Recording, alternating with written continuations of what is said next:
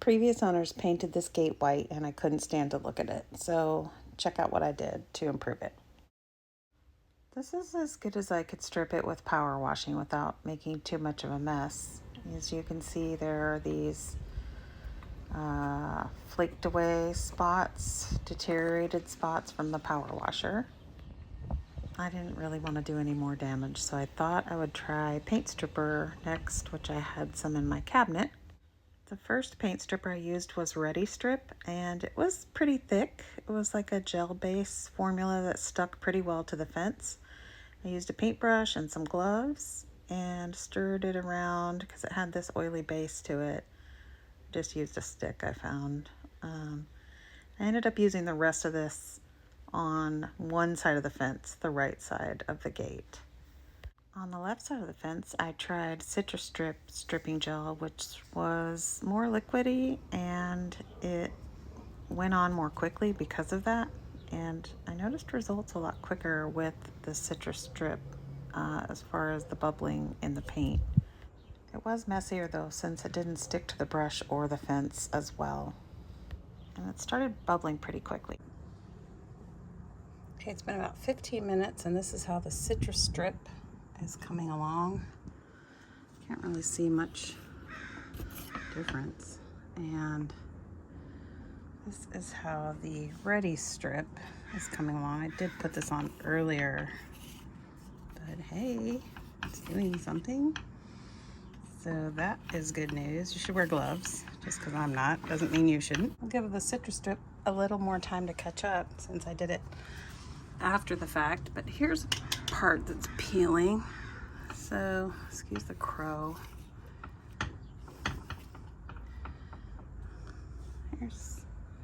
Yeah, so they look about equal maybe as far as how well they strip paint.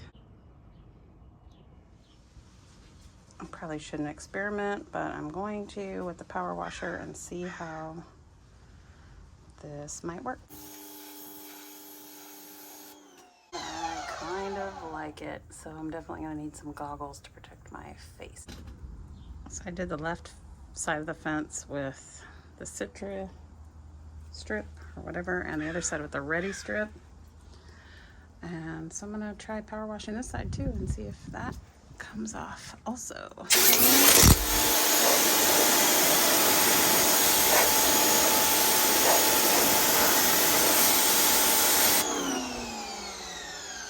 Quite as good as the CitriStrip.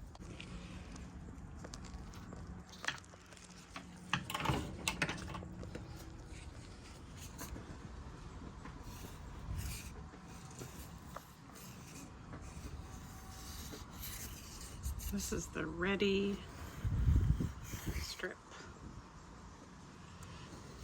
and it's doing a pretty good job. I didn't give it too long, 20 minutes or so. Might have gone further in the layers if I had.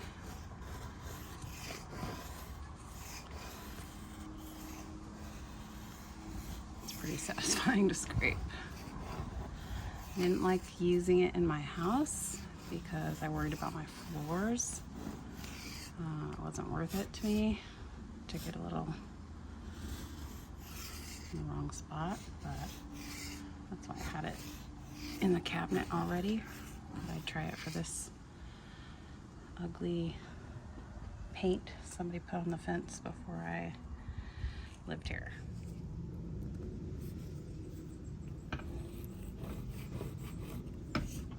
This is the CitriStrip.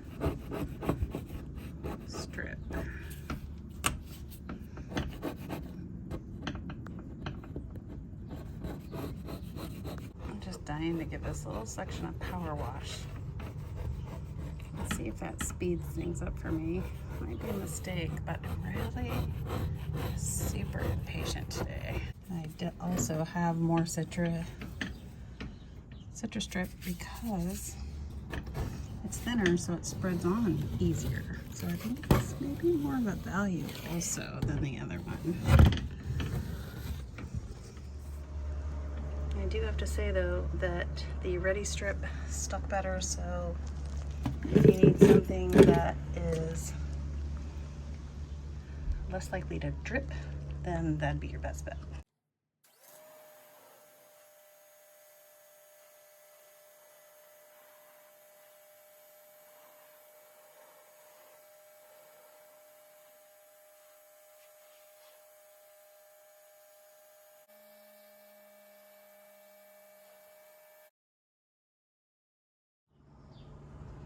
This is what it looks like after power washing and stripping. So maybe I should have started with sanding, and that's how I'm going to end it. This is it after sanding. It is not perfect. That will show through the stain. And I don't know what I'm going to do there. And this is the before and after while it's still wet. Way better. Before.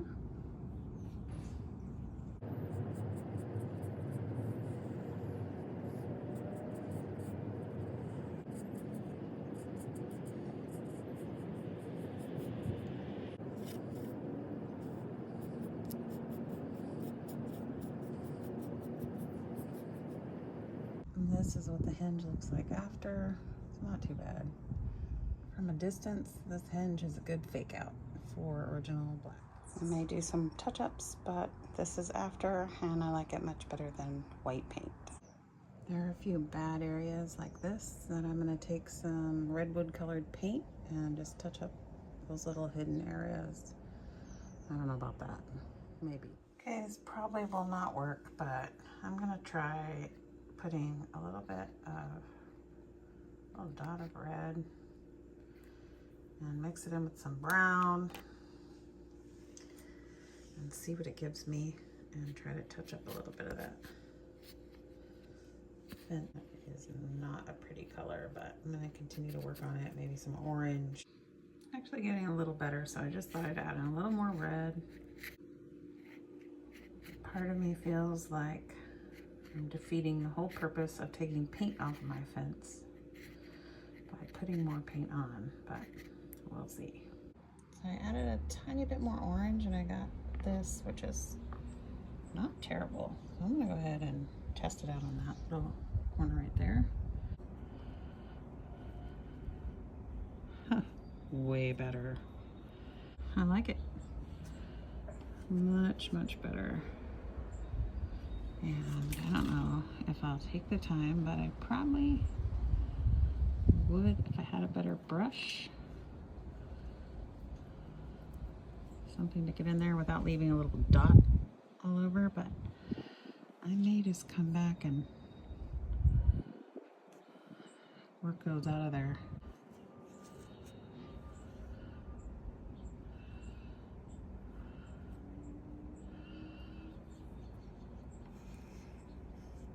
Do not recommend you use your fingers, but this is just a quick experiment. I'll come back later to, yep, I like it.